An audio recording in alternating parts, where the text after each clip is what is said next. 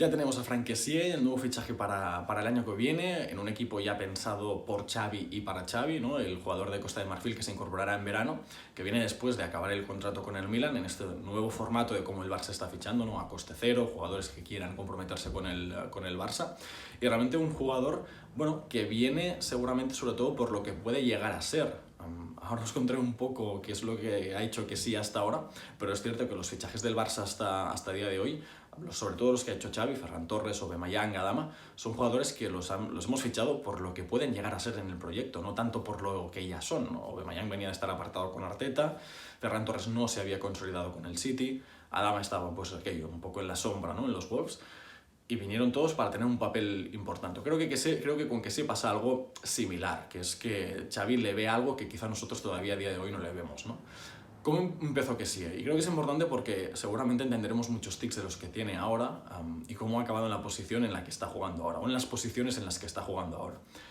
Kessié llegó al Atalanta en 2015 y el equipo de Bérgamo lo cedió al Cesena, a la Serie B, y fue ahí donde se dieron cuenta del primer cambio de posición. Kessié llegó al Atalanta como central y el jugador de Costa de Marfil en los primeros partidos con el Cesena, su entrenador vio que realmente tenía muchos tics de mediocampista porque tiraba muy para adelante, le costaba mucho mantener la posición y a pesar de que era muy bueno recuperando balones, le costaba bastante entender el juego siendo el último hombre, ¿no? De la defensa. Lo adelantó un poquito, lo usó de medio pivote, de pivote juntamente con un compañero, por lo tanto el Cesena jugaba con esa figura de doble pivote. Y realmente Kessié fue una de las revelaciones de la serie B, básicamente porque fue uno de los que más balones recuperó, nadie se podía escapar de Kessié en el centro del campo, y empezó a tener esos tics de tirar para adelante, pero con esta figura del doble pivote, ¿no? Ya sabemos que siempre hay uno de los dos que tiene más libertad que el otro, Kessié en este caso era el pivote con más libertad. Llega el Atalanta al año siguiente no renueva la cesión al Cesena y se lo queda, Gasperini lo incorpora al equipo, también como doble pivote, y de nuevo vuelve a ser una revelación, ¿no? Uno de los jugadores que más balones recupera, un jugador que es muy difícil de superar en el 1 contra 1 y que además acaba tirando adelante, ¿no? Acaba como liderando el juego del centro del campo del equipo de Gasperini. Se incorpora al Milan unos años más tarde con la idea de ser el referente en un Milan que estaba preparado para volver a ser competitivo en la Serie A, para volver a ser competitivo en Europa, ¿no? Un proyecto de futuro a que se incorpora para liderar ese centro del campo y lo hace. Y lo hace tan bien que sobre todo creo que el año pasado fue su mejor año. El jugador de Costa de Marfil, para mí la temporada pasada hizo la mejor temporada. Es cierto que hacia el final de temporada el equipo, ¿no? El Milan de Pioli pinchó un poco, si no incluso hubiesen podido acabar compitiendo por la liga que se llevó el Inter, pero está claro que la temporada pasada fue brutal la de Kessié.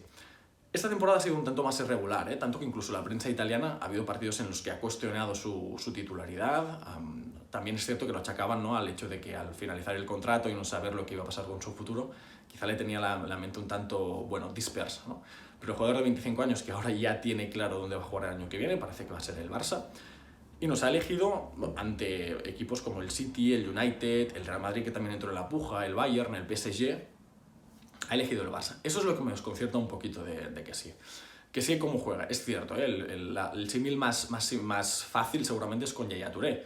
Es un jugador que es muy físico, pero a la vez es muy técnico. Quizá flaquea un poco más en la parte táctica si es que lo queremos incorporar al Barça. Es decir, Kessié tácticamente es un gran jugador en el Milan.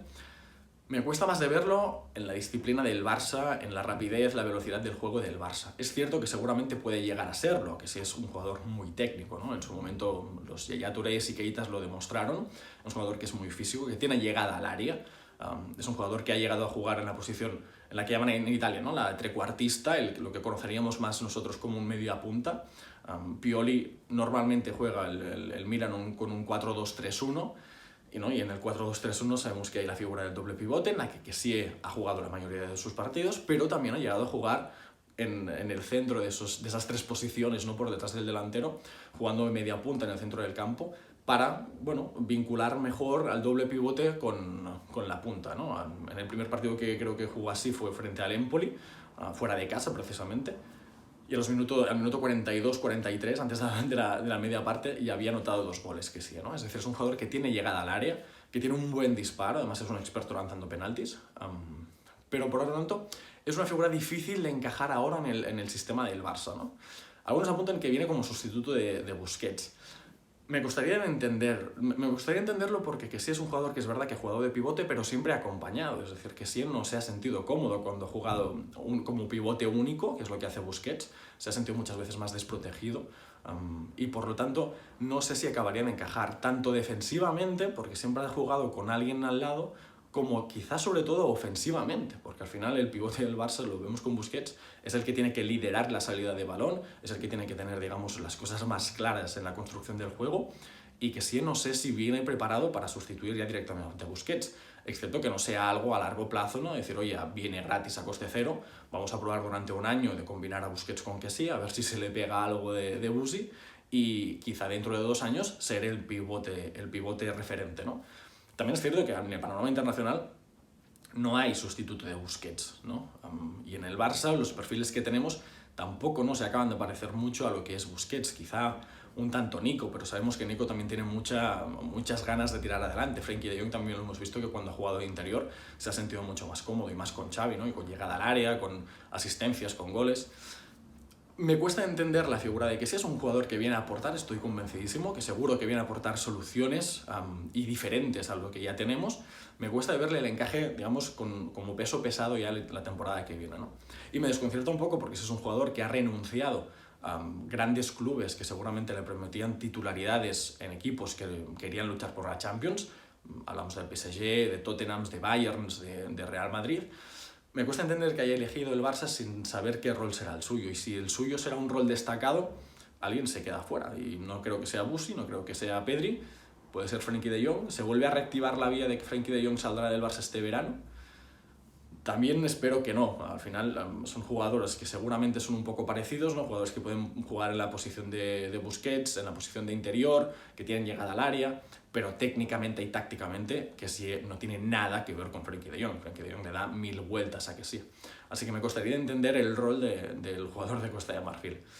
Lo he dicho, para mí que sí es un gran jugador, creo que es un jugadorazo para que a mí personalmente me hubiese gustado que se hubiese quedado en el Milan, porque creo que no es estrictamente necesario en el Barça, y en el Milan le hubiese venido muy bien poder renovar al jugador de Costa de Marfil, pero viene a aportar soluciones. Así que bueno, vamos a ver lo que pretende Xavi. Es un jugador, como decía, que puede jugar en varias posiciones. Quizás eso es lo que le ha traído a Xavi. Quizá veremos en algún partido del año que viene un doble pivote. Vamos a ver quizá a que sigue jugando con Busquets, o a que sigue jugando con Frenkie de Jong, o a que sigue jugando con Nico. Bueno, seguramente también es por eso, ¿no? Porque le aporta diferentes soluciones. Lo hemos visto con los grandes equipos, ¿no? Los grandes equipos no tienen un solo esquema, sino que tienen varios esquemas con los que se puedan sentir cómodos. Xavi es cierto que de momento aparcó ya los 3 centrales y ya tenemos muy claro, ¿no? Que es el 4-3-3 el esquema de Xavi, pero ¿por qué no? Que se puede venir a aportar otra solución como ese doble pivote, ¿no? Vamos a ver cómo acaba el fichaje de Kessie. Al menos contentos de que los jugadores ya elijan el Barça por voluntad propia, ¿no? Cuando acaban el contrato. Cuando tienen 1000 ofertas encima de la mesa, eligen ya el Barça. Seguramente el 0-4 ayudó a que estos jugadores se den prisa en decidir. Así que el fichaje de Kessie y los que vendrán, que seguro que vendrán algunos más, lo seguimos aquí en Fuera de Tribuna.